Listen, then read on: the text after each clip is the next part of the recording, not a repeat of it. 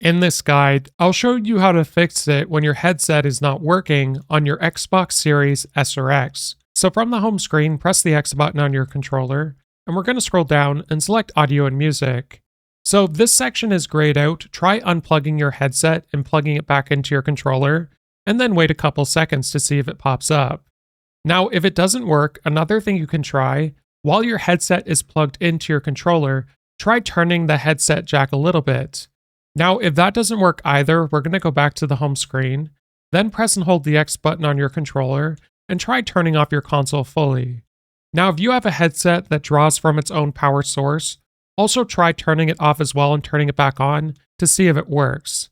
Now, if that doesn't work either, we're going to go to Settings, and from General Settings, scroll over, and you want to look for Volume and Audio Output.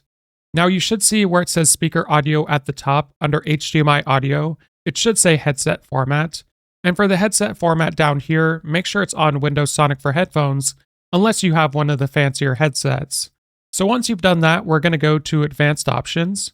And from here, where it says Volume, where it says Chat Mixer, make sure this is on Do Nothing, as that can affect your game audio. And for the Party Chat output, you can select whichever one you want to use.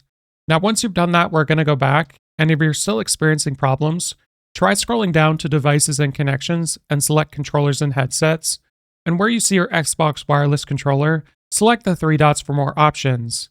Now, you want to ensure your Xbox wireless controller is running the latest firmware version, as this not only affects the performance of your controller, but your headset as well. So try and update your controller if you haven't already, and if you're still experiencing problems at this point, I tried swapping out your headset or controller, as it may be a hardware issue. This guide was helpful, like and subscribe, and we'll see you in the next one.